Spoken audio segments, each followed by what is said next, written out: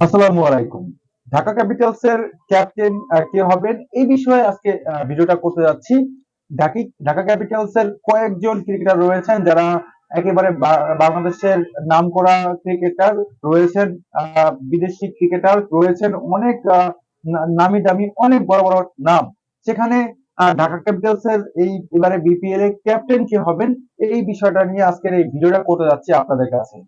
দেখুন, এই দলে রয়েছেন বিদেশি তারকা দাসুন সানাকার মতন ক্রিকেটার, শ্রীলঙ্কান এই ক্রিকেটার। তিনি সব জায়গার হয়ে তিনি ক্যাপ্টেন্সি করার যোগ্যতা রয়েছে তার। ইন্টারন্যাশনাল ক্রিকেটে তিনি শ্রীলঙ্কা দলের হয়ে টি-20 ক্যাপ্টেন্সি করেছেন। বর্তমানে তিনি IL-T20 একটা দলের হয়ে তিনি ক্যাপ্টেন্সি করছেন। এই দাসুন সানাকার কিন্তু ক্যাপ্টেন্সি হওয়ার আর দৌড় অনেকটা বেশি এগিয়ে রয়েছে বলে আমার কাছে মনে হচ্ছে। এরপরে আরো একটি নাম রয়েছে এখানে, সেই নামটা হচ্ছে খেলোয়াড় রয়েছেন বাংলাদেশি কিছু খেলোয়াড় রয়েছেন। সেখানে স্টার খেলোয়াড় সাব্বির রহমান রুমন রয়েছেন এখানে। সাব্বির রহমান রুমন তিনি যেহেতু অনেকদিন ধরে খেলছেন, বিপিএল খেলছেন, ইন্টারন্যাশনাল ক্রিকেট খেলেছেন, তার ওই ক্যাপ্টেনের ক্যাপাবিলিটি তার কাছে রয়েছে, তিনিও ক্যাপ্টেন হতে পারেন। রয়েছেন গতবার বিপিএল এর একজন ক্যাপ্টেন, এবং গত বিপিএল এ মেবি রাজশাহীর অথবা অন্য কোনো দলের ক্যাপ্টেন ছিলেন তিনি। মোহাম্মদ মিথুনের কথা বলছি। মোহাম্মদ মিথুন তিনি তার ক্যাপ্টেন্সির খুবই গুরুত্বপূর্ণ একটা রোল রয়েছে, তিনি ক্যাপ্টেন্সি করতে পারেন, গতবারও করেছেন। এবারও কিন্তু তার হাতে ক্যাপ্টেন্সির ভারটা উঠতে পারে বলে মনে হচ্ছে। এবার রয়েছেন নাসির হোসেনের মতন ক্রিকেটার। নাসির হোসেন, আপনারা জানেন যে নাসির হোসেন তিনি প্রত্যেকটা বিপিএল তিনি খেলে থাকেন। ঢাকা ক্যাপিটালসে গতবার খেলেছেন, সেখানে তিনি ক্যাপ্টেন্সি করেননি, তবে তার ক্যাপ্টেন্সি হওয়ার গোল কিন্তু রয়েছে খুব দ্রুত। মত সাবেক ঢাকার অধিনায়ক রয়েছেন স্পিড স্টার তাসকিন আহমেদের মতন ক্রিকেটার। তাসকিন আহমেদ যদিও গতবার রাজশাহী রয়্যালস এর হয়ে তিনি খেলেছিলেন এবং সেখানে তিনি ক্যাপ্টেন্সি করার মতো তার অবস্থাটাও তৈরি হয়েছিল এবং তিনি কয়েক ম্যাচ ক্যাপ্টেন্সিও করেছেন। তো ক্যাপ্টেন্সি করার সক্ষমতা এদের এদের মধ্যে প্রত্যেকেরই রয়েছে।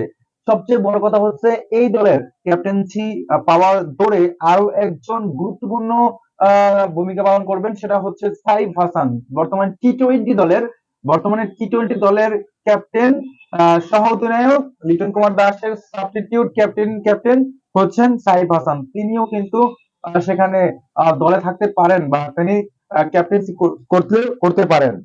এতে অধিনায়কের এতে এতে অধিকারের সবার চেয়ে এগিয়ে নাসির ও মোহাম্মদ মিঠুন। আমার কাছে মনে হচ্ছে যে নাসির ও মিঠুন এদের চেয়ে সবার চেয়ে এগিয়ে রয়েছেন বলে আমার কাছে মনে হয়।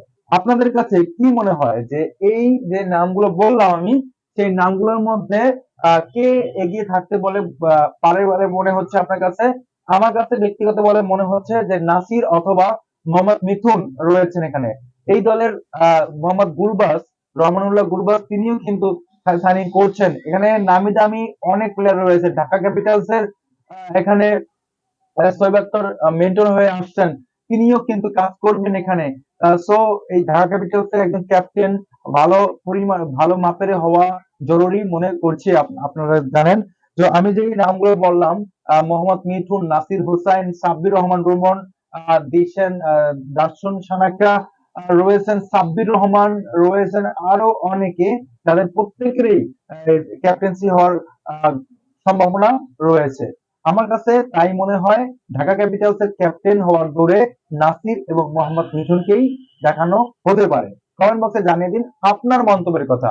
লাইক করুন, কমেন্টস করুন এবং সাবস্ক্রাইব করে আমাদের পাশেই থাকুন। ধন্যবাদ সবাইকে।